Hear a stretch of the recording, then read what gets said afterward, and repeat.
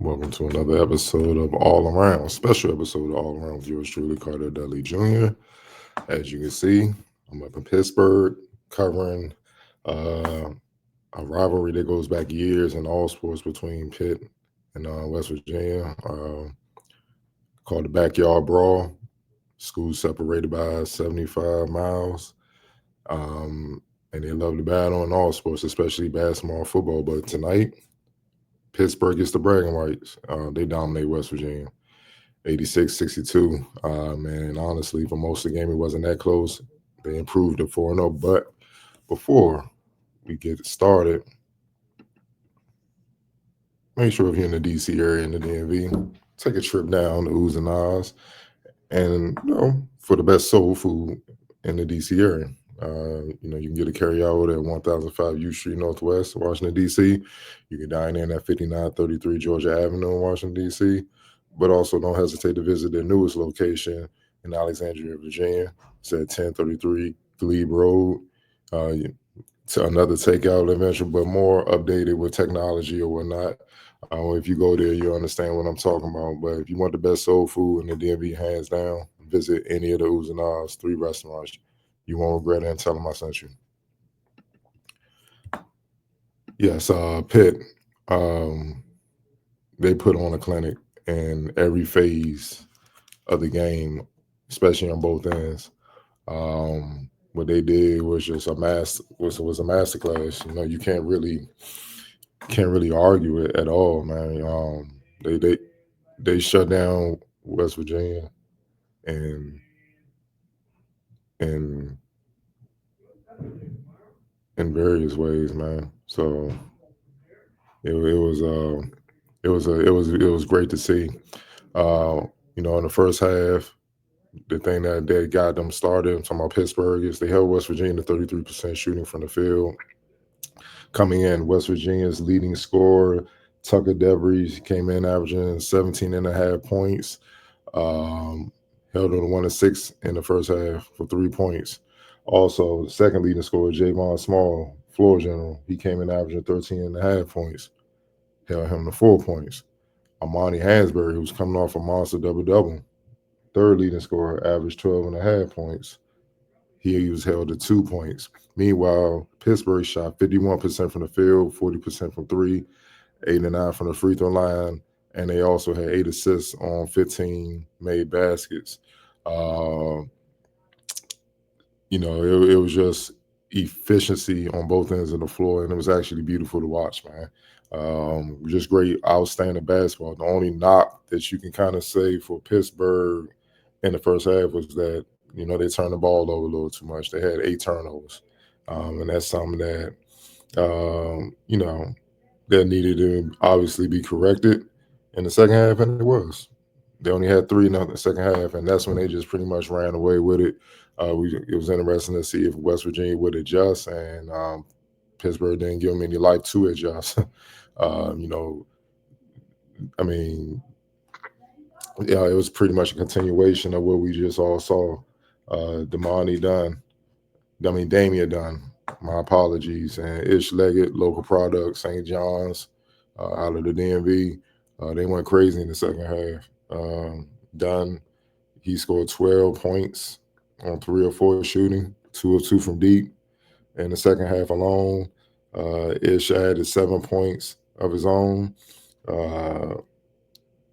It led by those two. They just didn't give West Virginia any life. Meanwhile, in the first half, you got a rough first half. Second half, I was kind of expecting to see if, DeVries and Small and Hansberry, who's in foul trouble in the first half, they would, find a way to start making an impact, and it was just a no-go.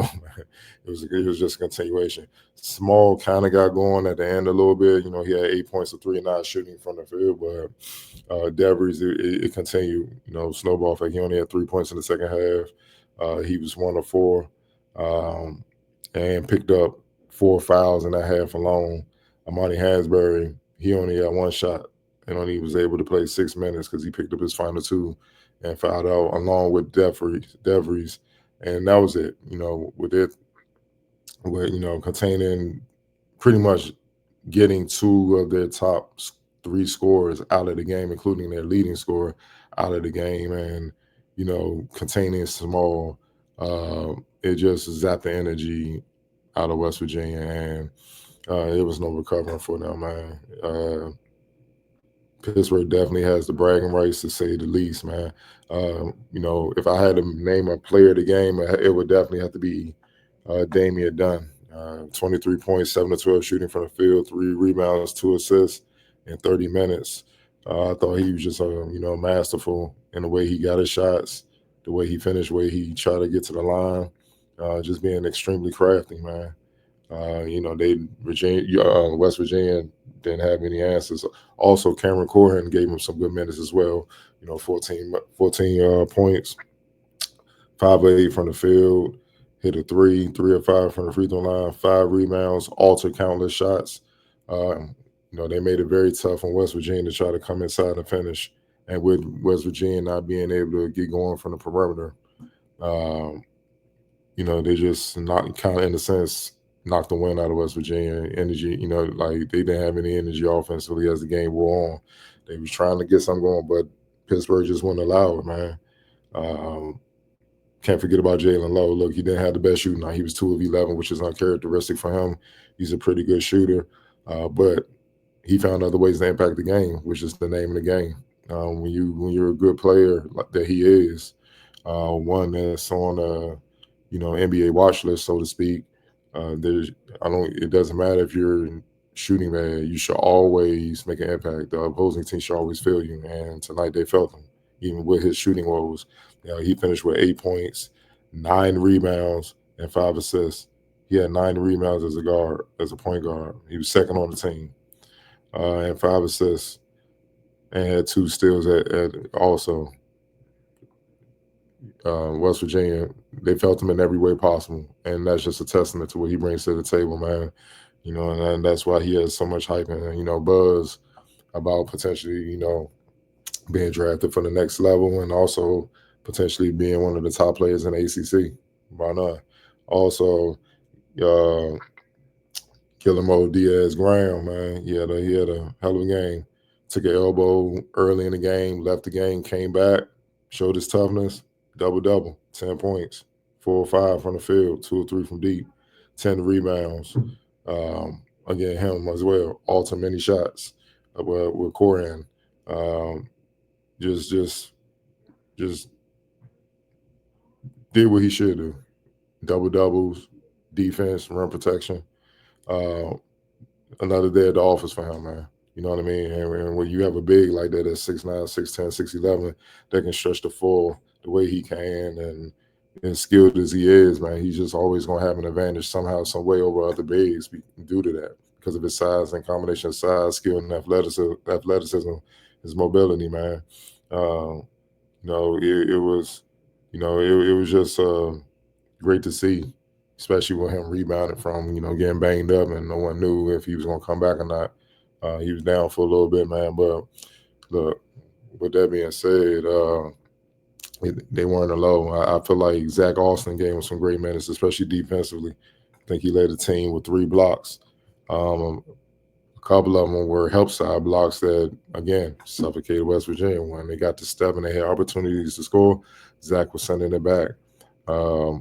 It was just deflating. They just couldn't get anything going. Like, nothing went well for them offensively. And obviously, when you can't score the ball, man, you're going to lose. You got to be able to score the ball and get stops. And that's exactly what West Virginia couldn't do and Pitt could do. Last but not least, man, again, I want to put emphasis on how great Pittsburgh defense was on West Virginia's leading scorers. Top 3 leading scorers, and Tucker Devery, Javon Small, and Amani Hansberry. They held those 3 to a combined 8 of 26 from the field. Just let that sink in. I don't care how great you are. If your top 3 scorers is held to that type of shooting percentage combined, it's going to be tough for you to win. Unless you just got a crazy deep team where, like back in the day, like the 96 Kentucky Wildcats, they had NBA players coming off the bench. And that's rare.